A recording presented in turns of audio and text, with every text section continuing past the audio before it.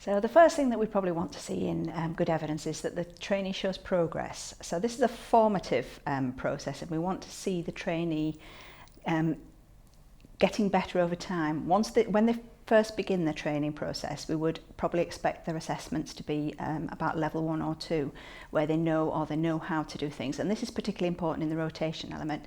But as the trainee becomes more experienced, they're going to become proficient and competent at what they're doing. And when they get to the specialisms, we'd expect to be seeing lots of level 3s and level 4s in their competencies.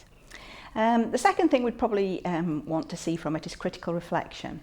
It's not just about what happened, it's also about what you learned from what happened. So anything that's putting in as evidence should be reflected on, and the trainee should understand better what to do next time.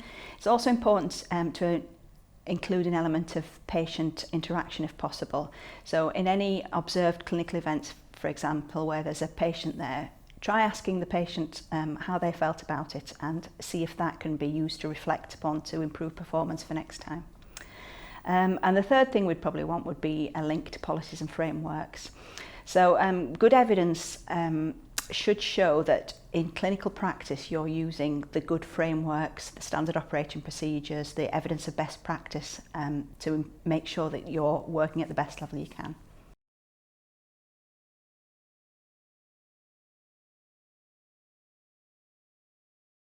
So the first thing I would be looking at the curriculum library to make sure that all the competencies and assessments have been thought about to inform the training plan. It's important to make sure that the trainee has an idea of when the rotations are going to happen. Rotations in particular are something that are out of your hands slightly, and you may have to plan those in accordance with somebody else's framework, so get those in as soon as possible. It's important really though that you have a level of flexibility there. Anything might happen. The trainee is going to have different skills. They'll be very good at some things, so you'll be able to skip through them quite quickly, but there'll be other bits that they need a little bit more time on.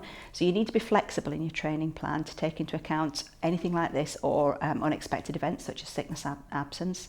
And it's really important that you have communication, collaboration. Make sure that you review the training plan, discuss it, make sure you understand how your trainee is going on.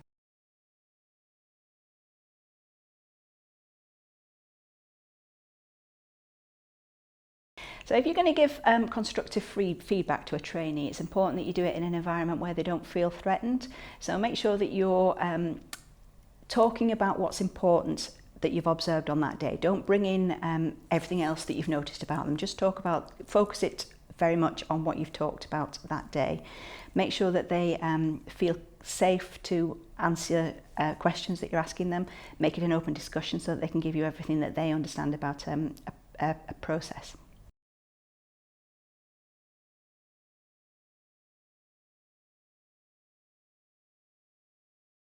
I would say at least once a month. That's really important. It's nice if you can get together once a week, touch base, make sure things are going on, but if you can at least do it once a month and try to make this a formal meeting so that it's in the diary and the trainee knows what they're doing.